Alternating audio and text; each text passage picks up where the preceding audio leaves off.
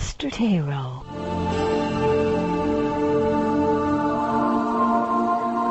Career. Financial outlook.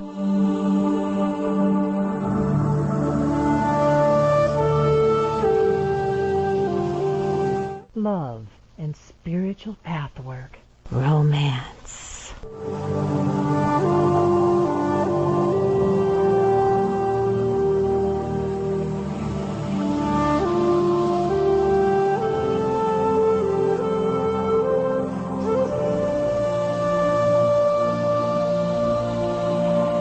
Strategy.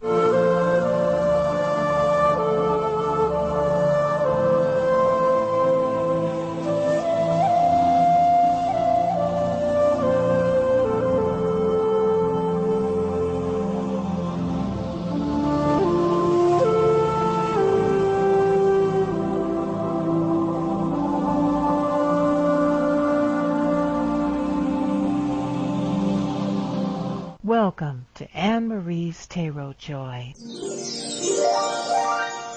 There's just that sense that life can become so overbearing that we don't know where we stand.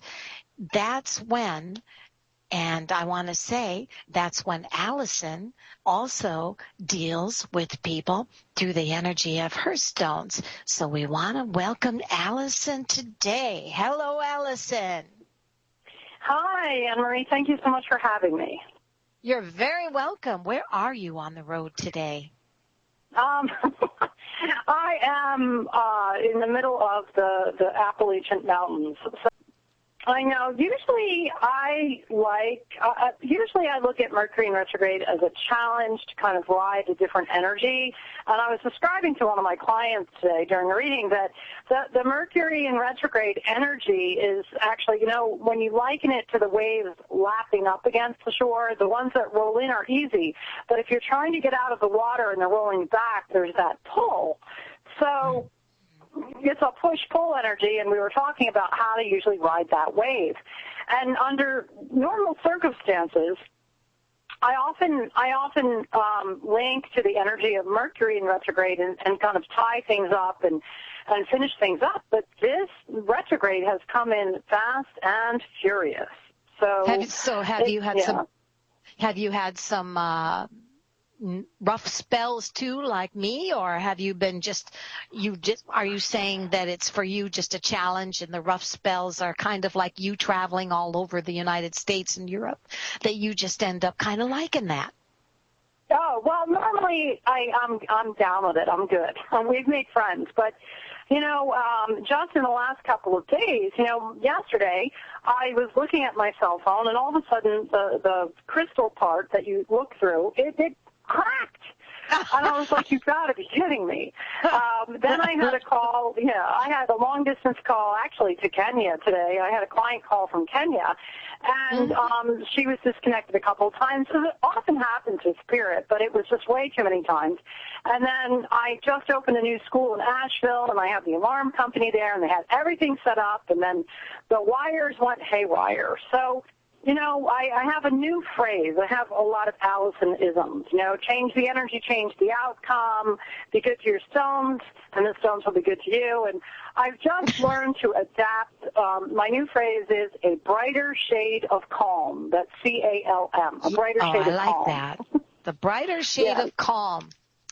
Well, I'm going to ask you some questions and just kind of start from scratch and then build up to, and I want to say hello to Faith and to Jan, and we have plus Linda and Mina and Kaki on InQuick, but I want to interview Allison first because I think she's got a very interesting story. So let's take this back a little, Allison, and it's, because it's easy to see that you are constantly in transition with your energy work, it seems. When I first knew of you or heard of you, it was through Best American Psychics. And you probably were around before then, but that's when I became aware of you. And since then, it seems that you've transitioned into not just stones, but Reiki energy and all kinds of things. So I'm wondering, could you tell us about this transition that you've been making lately? Oh, okay. Well, I have always done psychic stuff. I was a psychic kid, and I struggled with that. And so in my early 20s, I started taking Reiki, and I've taken Reiki from 1 to master 17 times since I've been 17, and I actually just turned 48 last week. And so, for I don't know, ever since I was 17, it was easier to count when I was 47. So about 30 was it 30 years? Yeah, 30 years I've been taking Reiki, and I took Reiki, I trained in Reiki, meaning I took the courses over and over again, because every time I took a whole complete 1, 2, and master, or as I took in Europe, it was 1, 2, 3 and master. There were 4 levels. I learned something about myself, and like the psychic sniffer got more precise, and I just felt more in control. And I learned so much about myself on a personal growth and spiritual transformation that it was addicting. And so I've always been taking Reiki and then teaching Reiki. And I'm actually a Reiki Grandmaster. A lot of people don't know that because I don't think I list them. I just say Reiki Master on my website. But I am, I'm a Reiki Grandmaster, several times over from training in Europe. And so I did the Reiki stuff, and then I've studied stones since I've always been involved in stones, but I studied stones hardcore since my mid to late 20s from my stone teacher, Bobby, who is one of the reasons I am down in the Asheville area, but unfortunately he passed away a few years ago, so I'm kind of taking over his herd of stones, if you will, which is one of the reasons you're jumping ahead of my questions here, girlfriend. I Okay. don't want you to tell the whole story. I want to build you up here. So when we look at the energy work that you're doing, did you feel that you started out with stones, or were you just always doing Reiki at the same time you were doing stones then? Well, I had an interest in stones as a kid, and then I picked up studying them hardcore in my late 20s. At the same time, in my mind, Anne-Marie, they were all separate. The stone thing was I actually got into it. I grew up on a farm, and I had pet rocks, and I started really connecting to them in school when we did the geology stuff in 7th grade. So that was one interest. I also grew up riding horses. That was another interest. I had the psychic stuff going on, but I had no training, and it was kind of something that I hid in the closet. And then I didn't really get into the Reiki until my early 20s because my mother actually sent me to a therapist because she couldn't handle what was going on, all of this psychic crazy stuff, she called it. Mm-hmm. And it's so weird how it happened because my therapist was actually a Reiki master, and so she told me how to get into Reiki. And so, I was doing them separately. I had no idea that they would ever overlap. And then as I started studying the different modalities hardcore in my late 20s and early 30s, I realized that a lot of people knew each other. And so I was always, once I started becoming a Reiki master in my 20s, I started practicing Reiki. The stone thing I kind of just did for my own personal growth and spiritual transformation. And so people would come to my office. I had an office in Montclair, New Jersey, and ask me what they do. And so I started doing energy balancing with the frequency of stones and Reiki. But it's a funny thing with the psychic stuff. I never really rolled that in there because I knew it was something different. But I was doing a fundraiser for the Witch's Claw. It was an animal rescue kind of fundraiser in Halloween back in the early 2000s. And I started studying psychic stuff in Europe because I knew that I needed to know more about it.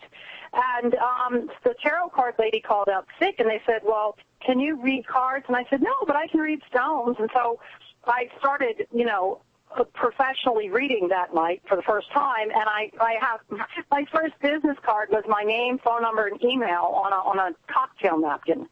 So they were off. Yeah, can you imagine? I was doing a fundraiser for animal rescue, and I just filled in for the tarot card lady. But I had studied psychic development in Europe because I had a job. I worked in New York City for a film company, and they were based in London, so I went there a lot to work on films, and they take their psychic stuff pretty seriously over there. So, cool. yeah, I would, I would be there for 2-3 weeks at a time, and I would take weekend courses and night courses. And so, to answer your question, I've always done this, but I really I was basically a Reiki and rocks energy balancing practitioner. I think my first business card on my website was the Rock Girl Energy Balancing with the Frequency of Stones. And so that was about 20 years ago. And, I've always done psychic works, but I have to say that Best American Psychics put me on the map as a psychic. And from that, yeah. So let me ask you this. Yeah. With all of your experience, and I want to say again, hello to Faith and Jan and Renee and Linda and Mina and Kaki, and in quick we will get to you. But so what would you say that, and maybe, I don't know, I'm sure you've processed this, what would you say that the difference is in the energy frequency from a stone in comparison to the energy frequency from a living body? Yeah, that's Intro to Rocks right there.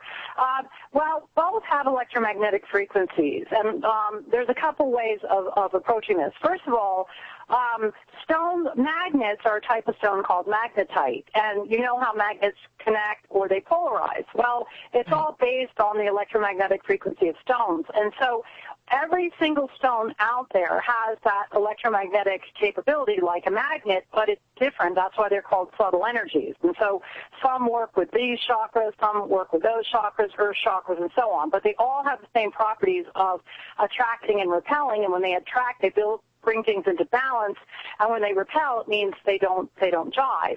Now, humans have the same crystalline structure as a stone, meaning their DNA has the same crystalline structure as a stone, and their auric fields, our auric fields, carry the same electromagnetic frequencies as stones. And so, therefore, they are very compatible when working with each other, and having stones bring our chakra system and our auric field into the right and perfect alignment by that magnetic frequency.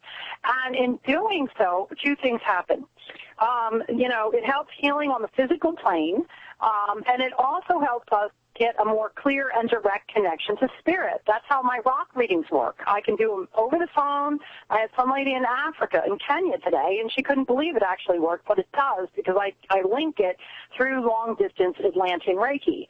And it can automatically, I could put my hands on the stones on my left hand, bring it through my body, send it out through the right side of my body, meaning my hand, and I connect it wherever it needs to go. And it aligns. I mean, clearly we're going to be doing some rock readings, and people will get to experience that firsthand today.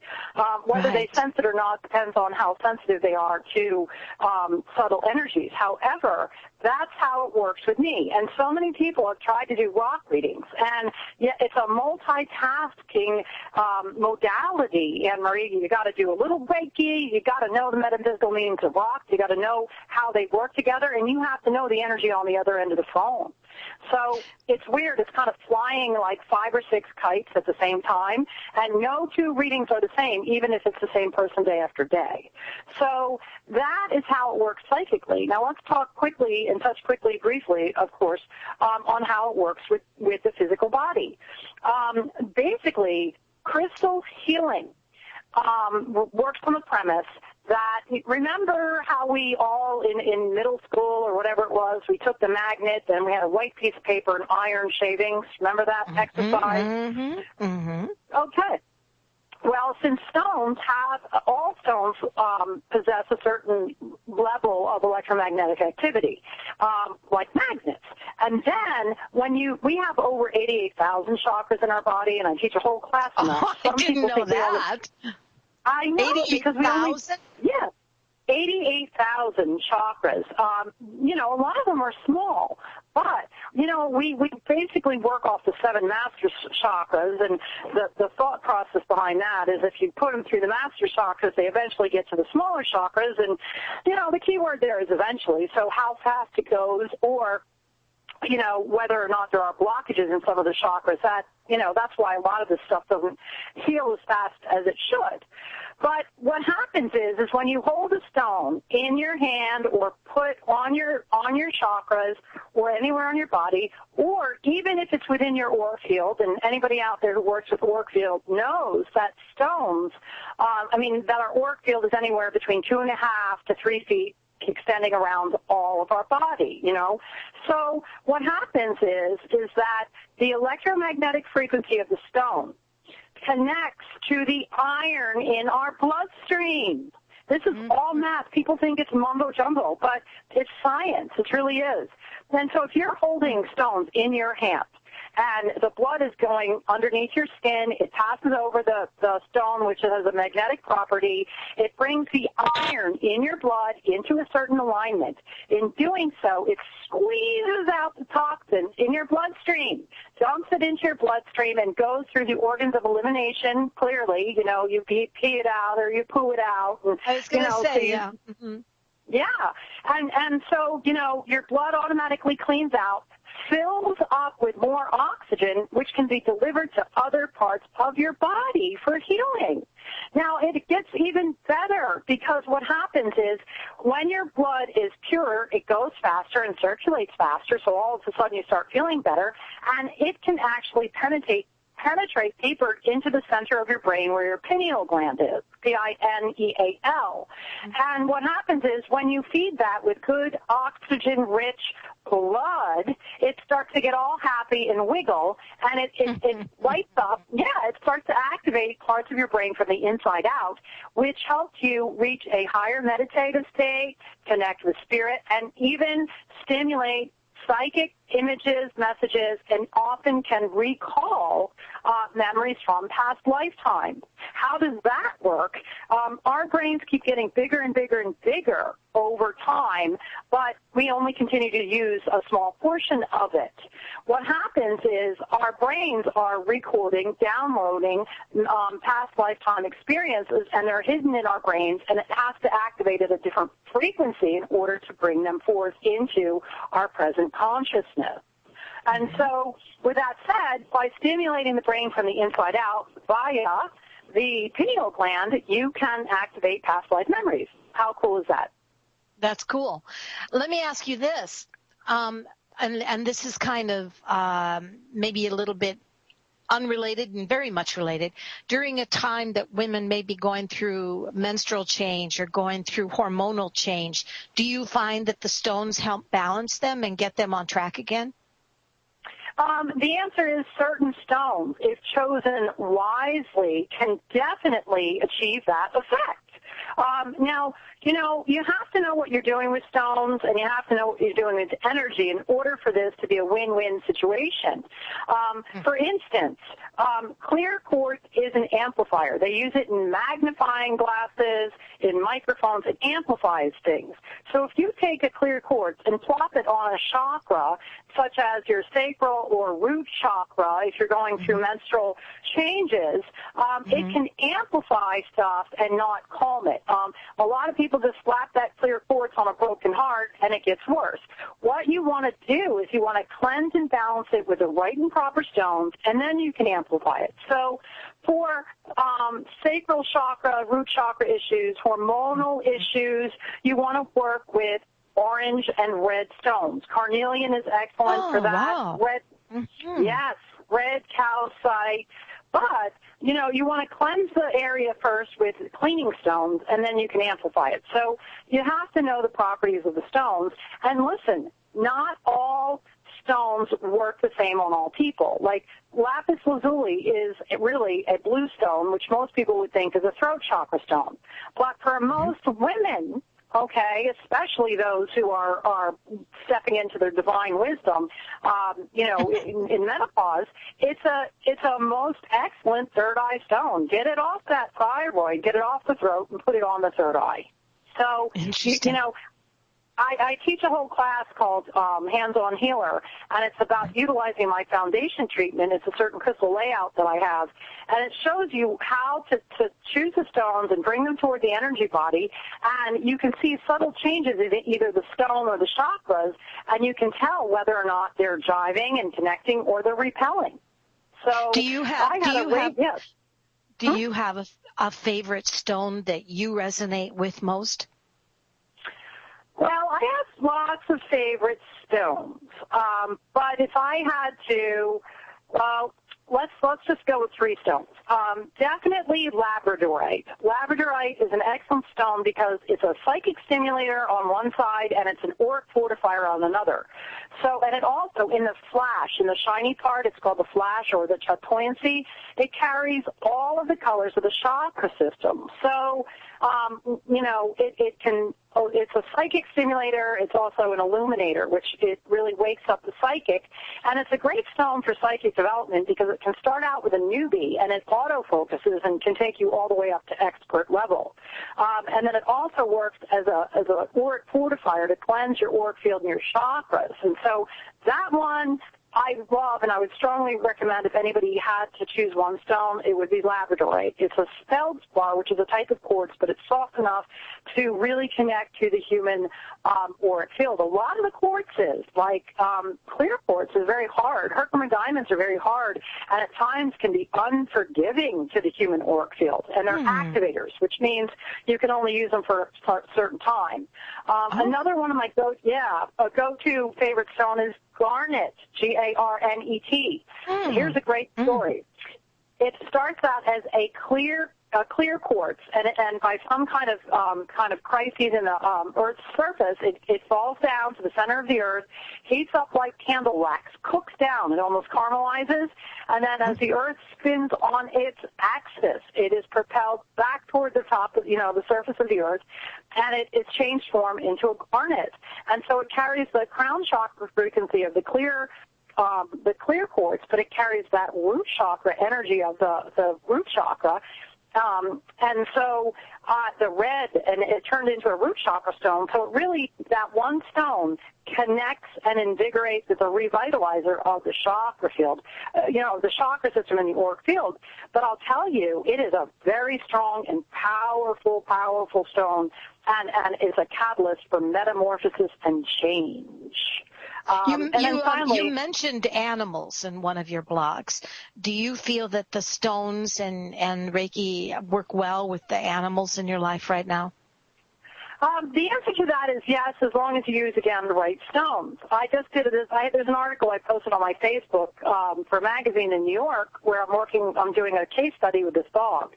And dogs, well, not only dogs, but all pets, I'm not talking wild animals, pets, and children have the same frequency. And so I would strongly suggest for anybody out there to utilize the calcite family if you don't know any better, because they're gentle sedimentary stones which are formed on the surface of the earth in a very sweeping motion, and they're gentle cleansers and activators. Whatever you do, do not put clear quartz, Herkimer diamond, moldavite, any of that stuff, obsidian, none of the hard, fast stones on them, because their frequencies are far too sensitive for that kind of stone. There's cleansers, which clean, and then there's stabilizers, and there's activators. Activator stones, they work really fast, but you can't keep them on a long time, or they're going to burn you. So would that be the same, Allison, as crystals? Well, most activators are crystals. In my Intro to Rocks class, we get into the nitty-gritty of it. But basically, all crystals are stones, but not all stones are crystals. The mountains are made of rock. The Grand Canyon is made of rock. Crystals have a certain structure of the ions, molecules, and atoms where they're lined up. If you look under a microscope, you can see them. They're lined up in like rows of oranges in the grocery store, meaning they have a repeating pattern from left to right, from front to back, and from top to bottom. And the reason what happens is crystals conduct light, and energy very quickly because it's a tunnel. If you go to a grocery store and you're running up and down the aisles, that's like a gross, that's like a crystal. But if you go into some crazy bookstore and there's no aisles and you go around all this winding stuff, that's a rock. That's the ions, molecules, and atoms. And rocks really are containers of wisdom because they hold things like energy, information, data, things like that. And crystals are more conductors because the energy passes through them more quickly. How do you like to read, Allison? What do you mean read? Read the energy of people. There are some people here today. How would you like to do readings for them? Oh, okay. Like psychic readings. Okay, I didn't know whether we were reading energy, psychic stuff. Do you use bifocals or do you? No. Yeah. No. I meant, when I read energy, it's completely different than going direct dial to spirit. So psychic readings are different from energy readings. Energy readings, we talk about what's going on in the auric field. Psychic readings, I go guide-to-guide communication. So what I want everyone who wants to call in today to do is I'm going to ask them to choose some numbers. The numbers are directly connected to the stone. So they're going to pick a number, but it's really the stone. I want people to envision a round table with a beautiful black velvet tablecloth on it, okay? Then all the stones are arranged in a certain geometric pattern. The numbers are on this tablecloth, but the stones are on top of the number. So if you pick number 3, you're actually picking a stone, not a number. You know what I mean? Awesome. So I have a bunch of stones here, and I want people to start off by choosing 3 numbers between 1 and 42. And what I'll do is coach them after that to choose the other stones, and then we'll dive right into the reading. So when you come up to the queue, what I ask people to do